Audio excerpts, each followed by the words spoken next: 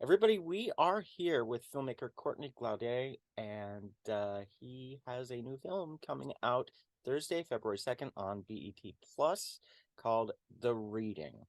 Yes, Courtney, sir. I'm hey, good. How are you? How are you? I'm amazing, amazing. So let's start off. Can you tell me about the film?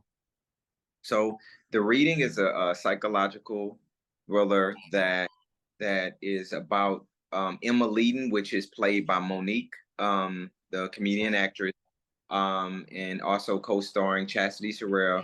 And Monique is a mother of two and a wife, and she has a horrible situation happen a year prior to the story starting, to where her entire family is killed during this home invasion.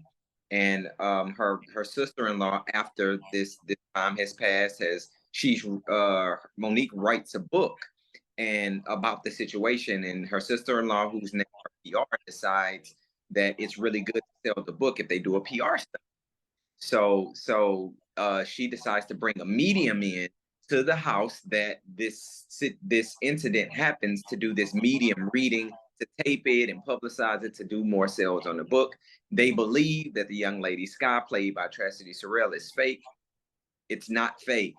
And literally just things just hit the fan once we get into this home. And note, Monique has now fortified her home with like bulletproof glass and like these automatic systems to where everything locks, to where you can't get out of this home, basically. So basically, they're trapped in the middle of a really bad seance, Yes. um, and Yes. and got a lot more than they expected. A Okay. lot, a lot more. I'd say that everybody got a lot more than they were expecting in this situation. That is a statement. Everyone got a lot more than they were expecting in this situation.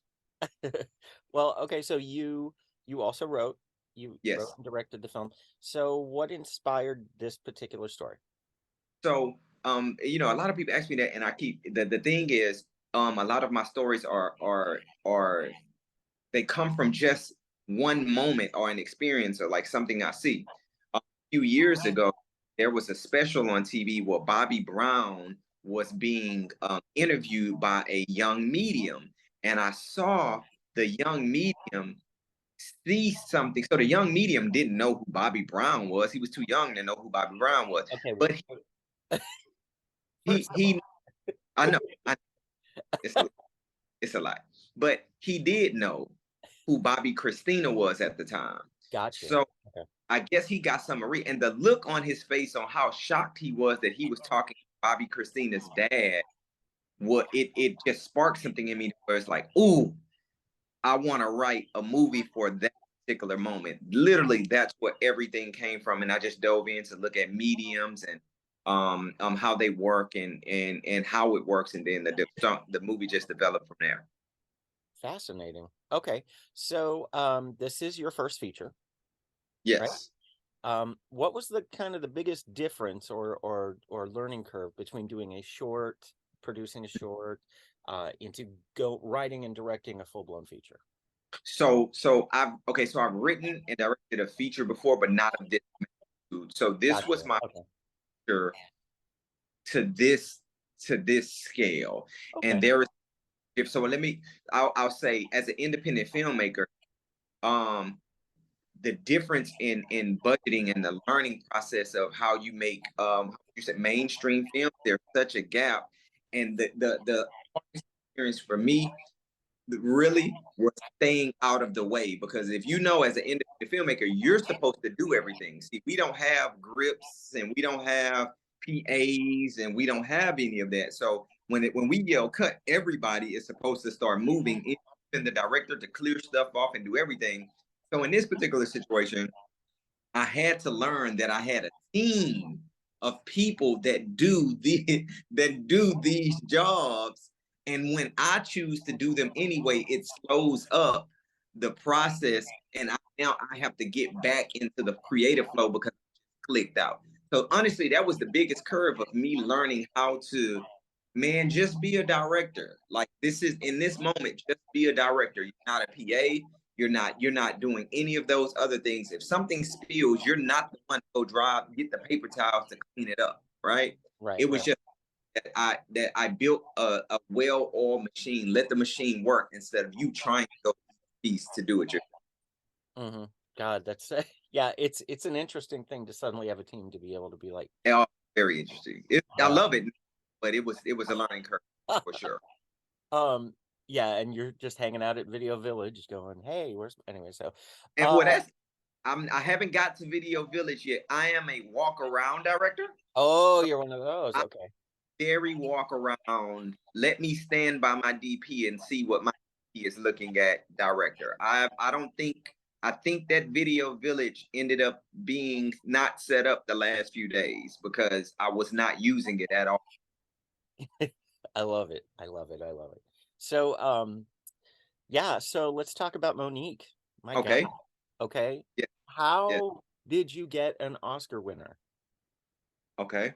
So there's a probably 30-minute long story before this happened, but to make it the short version was I ended up getting, and I didn't know a lot about Monique. I'm not really like a social media or paying attention to things that are going on in the entertainment world, so I didn't know a lot about it. But I did know that once I start, when I'm talking about, as soon as I put pen to paper, I knew I wanted her, and Hmm. I knew I was gonna get her. So after going through a lot of twists and turns, I ended up randomly getting an email to her manager, who I did not know at the time was her husband. Hmm. And I sent an email, and me being an independent filmmaker, I sent an independent filmmaker's email. Hmm. Just clear that up. And the reply back was like a really hard, and so I just responded to it, just being honest and open, like, this is the first time I'm ever dealing with somebody of this magnitude. What is it that I should be sending or looking for? And Sydney, which is with Monique's husband, was like, hey, just give me a call. I gave him a call. We had a brief conversation, and he was like, okay, well, send the script over. I sent the script. Monique loved the script to where they gave me a call like the next day. And the next Wow. she just fell in love with the type of story that I was telling, my story, my backstory. And we honestly, she was all in. Monique was all in before I even could go get the budget for the film. She was clicked in to play this role. That's how creatively she loved the role that I had written. That had to help you find funding. You would think, right? You would say that Houston is a oil, like, in Texas is like oil. They Yeah. don't really care for movies, so it really wasn't that. What I ended up doing is I came up with half the funding, and I also went to a team that I was working with called AWW in town, another production company that put up half, and we ended up getting it done. Awesome. Um, so honestly, who found the shirt "Feed Me Tacos and Tell Me I'm Pretty"? Because So that's amazing. that would be my wardrobe designer, Keely Hiller. She always is mine, but she found that. She found that. Even Keely down Hiller. to clothes. She did all the clothing. She was wonderful. It was hilarious.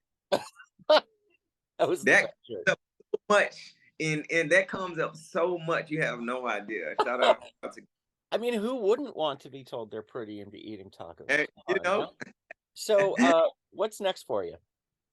So right now I have a few meetings. Actually, meetings have been opening up since the trailer has released.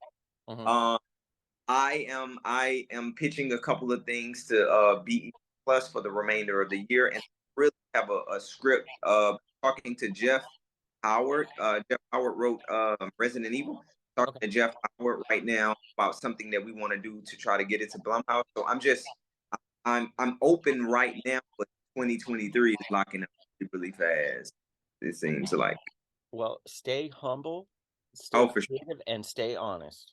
for sure. Okay, because I mean, I love seeing your enthusiasm as an indie filmmaker, and just keep going I because will. it's I it's it's appreciate gonna it. be amazing. I love your background. I was trying to set it up before we came on to do my background like that, but you I couldn't figure it out while we were on the phone. Oh, it's it's okay. You're a filmmaker. You're working. You're busy. You're doing things. You're moving and That's shaking. All right, man. Well, all listen, right. Courtney Glaudé, you best of luck on the reading. Again, everybody, Monique stars in the reading, and that's coming out Thursday, February 2nd on BET Plus. Courtney, it was an absolute pleasure, and I hope to hear from you again. For sure. A matter of fact, after it comes out, we should come back to do a recap. Let's do it. Let's I'll do that. totally do it. I'll totally Let's, do that'll be great. it. All right, All man. right. Best of luck on this release. All right. Thank you. All right, take care.